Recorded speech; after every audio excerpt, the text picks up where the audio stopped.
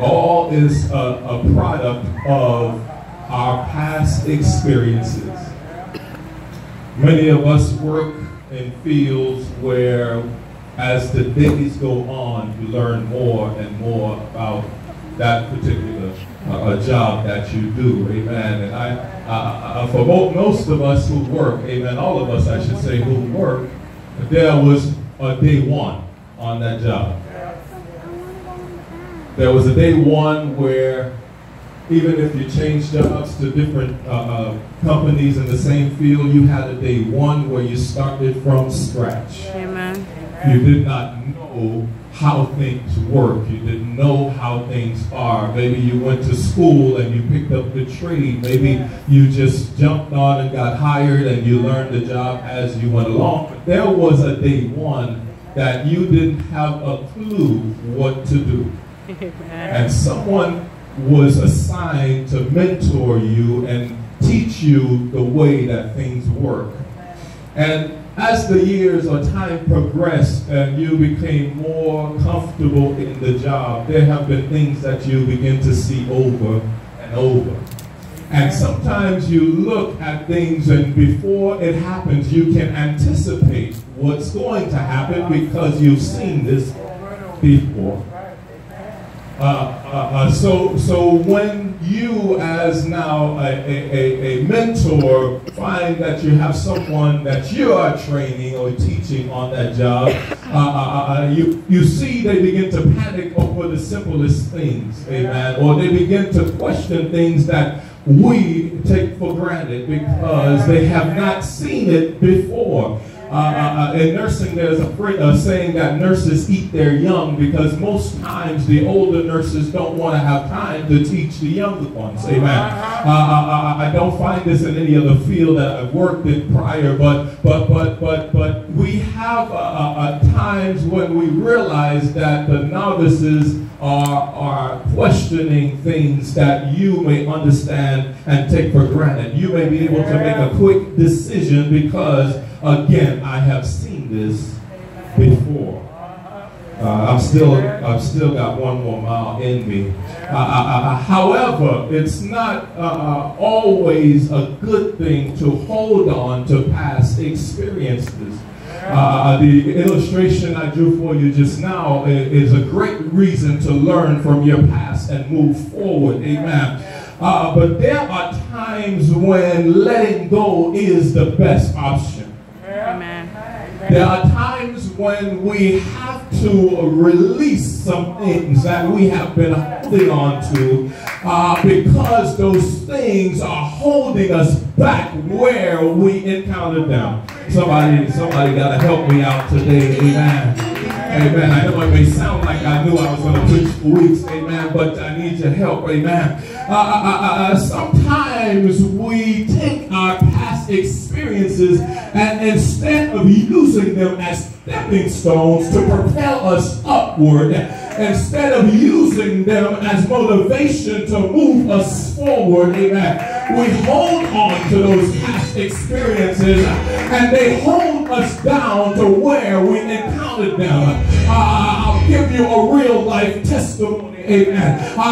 Yes, I was in prison. I was incarcerated twice. Amen. And I could have taken that as a black man. I remember my dad used to tell me as a little boy, you don't want to get caught up in the system because you have 2 strikes already, just being born a male and being born black. Amen. But I didn't listen to the advice that I got, and I got myself encountered in the law. Amen. But instead of taking that and having a pity party like most people do, I've heard it, oh, I don't know where I can find a job, I don't know how, I'm going to move on from this because nobody wants to hire anyone with a record, amen. Nobody wants to hire anyone that has been there in prison, amen. I took that and I said there has to be a way out of this.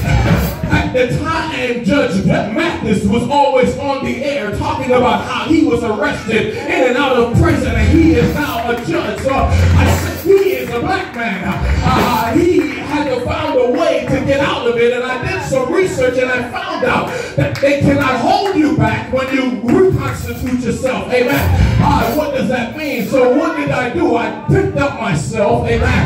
I did not hold on to that held me back. Amen. But I used it as a stepping stone to propel me forward. Because if I did not, I'd be stuck making minimum wage. Amen. Maybe I would have found a job at Burger King. Amen.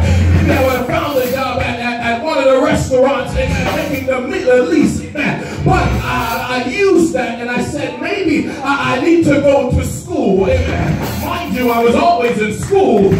But this made me a little bit more focused. Amen. It made me a little bit more set in the direction that I need to go, because now I have no other way to get out of this. So God allowed this to happen because I would have been circling around this mountain too long. I wish I had a church that could go with me. I used that as a stepping stone upward and upward, and I went and I got a trade, amen, and the Lord blessed me to find a job in that trade, amen, and after that I went and I got a degree, and the Lord blessed me to find a job in that degree, amen. What are you saying, preachers? I'm saying, I'm giving you a real life example. I'm not bragging or boasting, because I could have been just like anyone else, amen. I could have been strung out in the streets, amen, because I committed that in the past. I could have been held back into that, saying I can't do nothing else but robbing and killing and stealing. I can't do anything else because no one wants to take the chance anymore. But I thank God for grace. I thank God for mercy, because I learned to embrace the past. I wish I could preach it like I feel it, because the past helped me to focus on my future. Can I preach to you today? Because so many times we look back at the past, but we ought to let the past pull us like a rubber band and sling us forward to I wish I had somebody that can shout glory.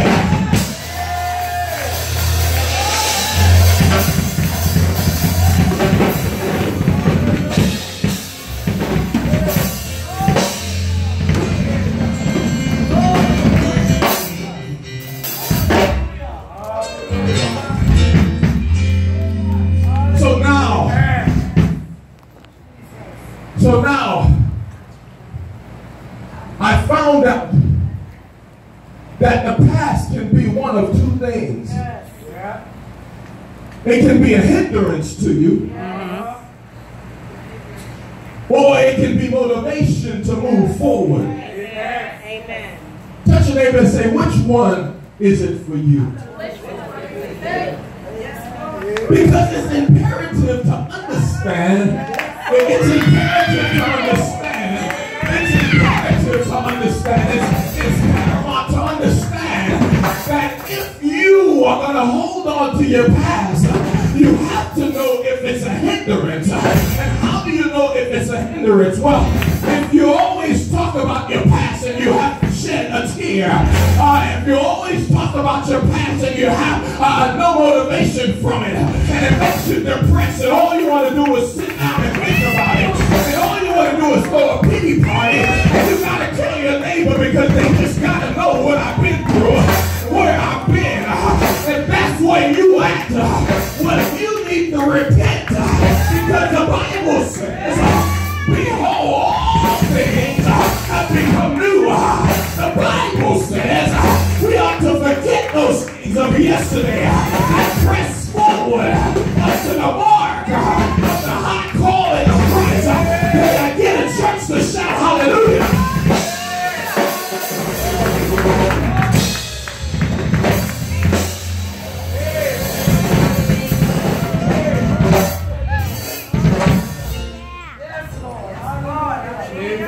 For many years, let me just throw this disclaimer in there. For many years, I've heard Bishop and Overseer come to me and say, you know, people are saying you're bragging so much, you need to stop talking about yourself. You need to stop saying, because people are saying that you're bragging and it's turning people away from the ministry. Well, the problem was that I wasn't ready to release the testimony for people to understand where I've been and now why I'm so happy where I am.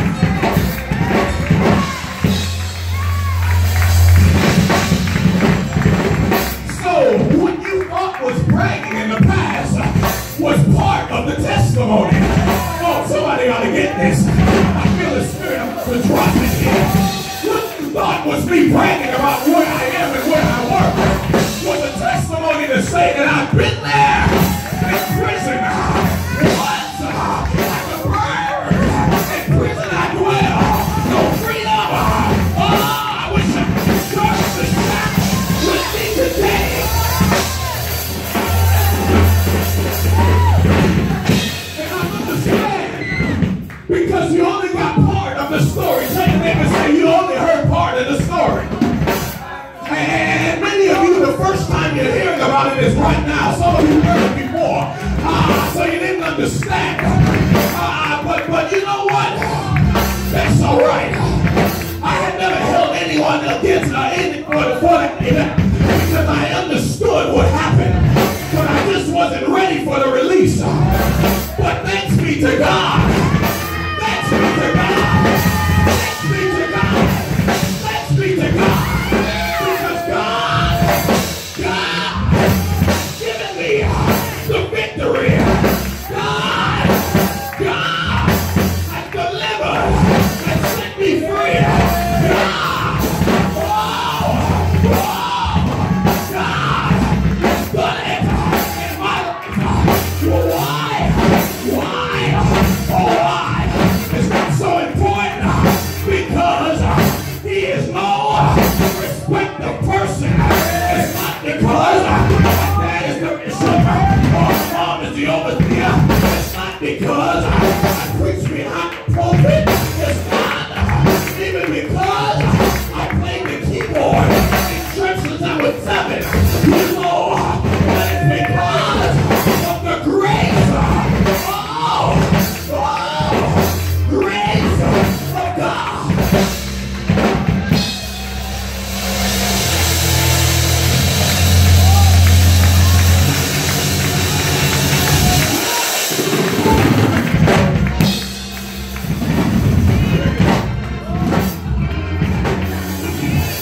Well, what are you saying, preacher?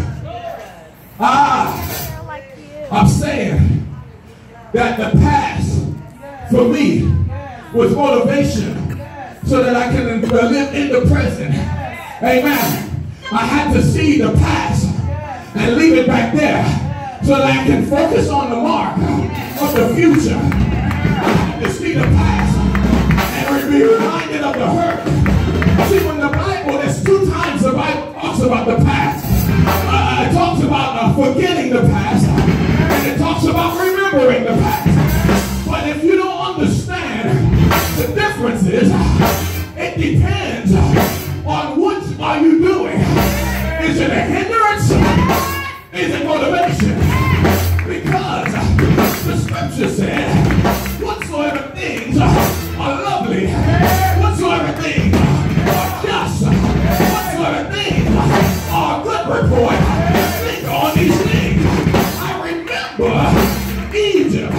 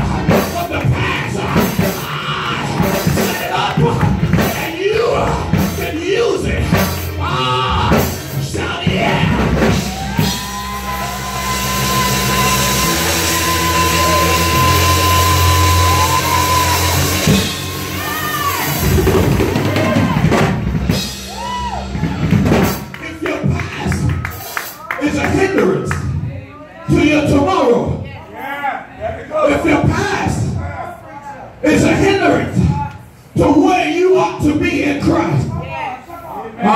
Gospel True Ministry. We came through 40 days of fasting. There should be no past that is hindering us. But the past that I remember should be a motivation to tomorrow.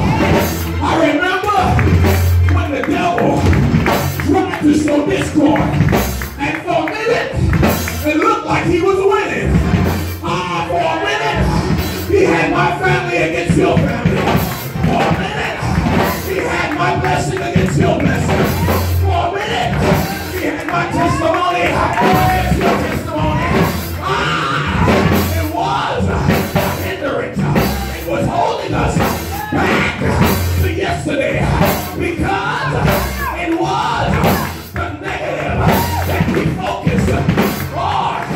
We didn't see the waves underneath the current, underneath the water. But thanks be to God who has given us spiritual blessings in Christ. He gave us pastors and Lord. He gave us someone who hears from God. Yeah.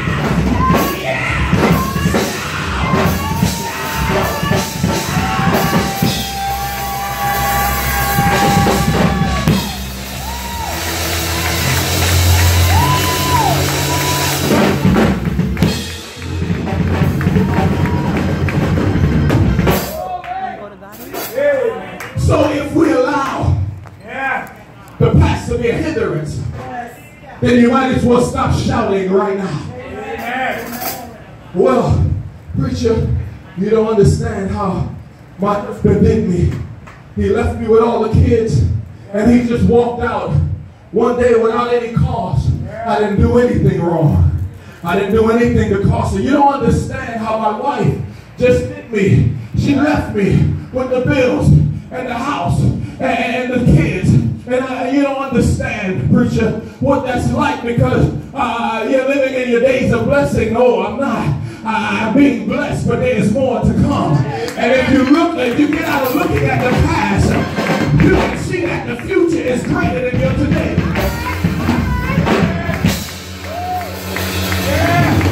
Do I need to say that again? If you stop looking at yesterday, you will see that tomorrow's sunshine is brighter than today's sunshine. But guess what? For all of us who live in Miami, you can look out the window, bright sunny day. By the time you get your beach clothes on, get that beach ball to go, and you step out the door, there's a storm coming down. What are you saying, preacher? Can I preach right now? I feel like preaching right now. That between your today and your tomorrow, there's many storms that are coming. Between my today and my yesterday, I had a lot of tests to pass. I had a lot of things to go through. I had a lot of learning to do. But one day, I passed my last test. One day, I passed my last test. And the state said, you're able to take care of people. Because I see that you learned from your yesterday. And granted me a little card that gave me power. You're going to have it to a hospital and say, hey, I'm qualified. I need a job.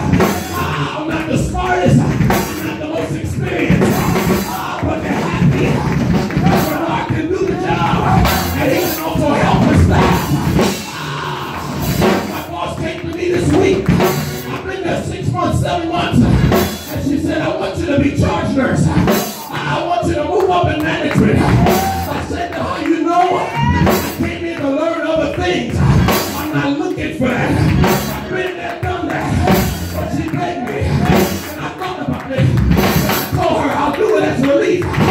But it's all because I learned to let go from yesterday. I let go of the negative. I let go of the hurt. I made my mama cry. I made my daddy cry. My sisters, they cried because they didn't understand how somebody in the church made such a mistake in their life. But I wish Caroline was here because something supernatural happened when the slaves rallied. I felt that holding up. Great robbery.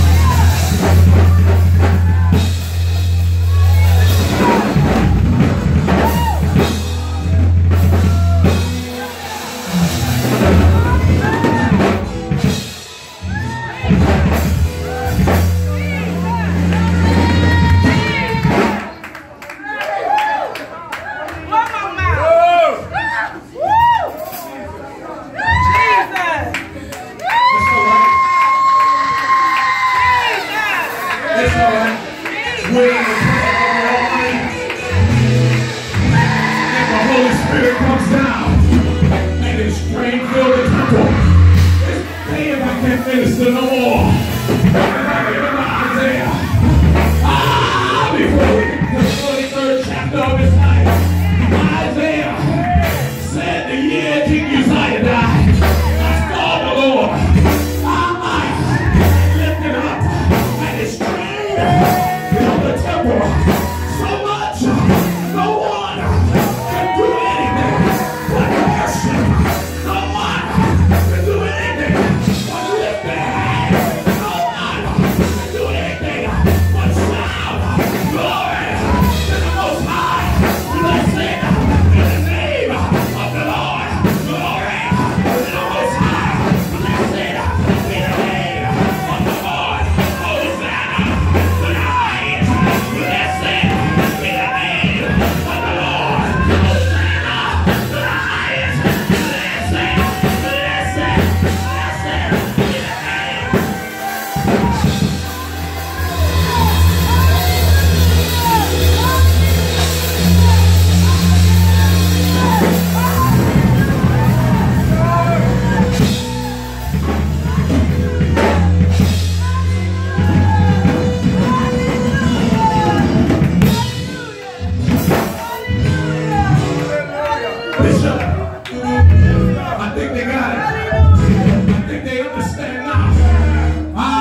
understand that the past is all behind us. Even God put it in the sea of his forgetfulness. They understand that I ought to live today and don't take thought for tomorrow. Tomorrow, I will take care of itself. Consider the sparrow in the air. And my heavenly Father, the sparrows, but you know that you are worth more than many sparrows. Then I break it down a little bit more. Because the sparrow was formed, called out of the dust of the ground. Read the Genesis. All the animals were called out of the ground. God said, all the birds of the air come forth. He just called them to me. But when he wanted man, he didn't call man to me. He took his hands, and the Bible says Jesus was the lamb slain before the foundation of the earth. And the earth was founded way before man came. But he took those nail-scarred hands, and he went down, and he formed Sister Felicia, and he made her, and he looked at it, and he said, that's good. Yeah. He formed Bishop Woodside, and he made him, and he said, that's good.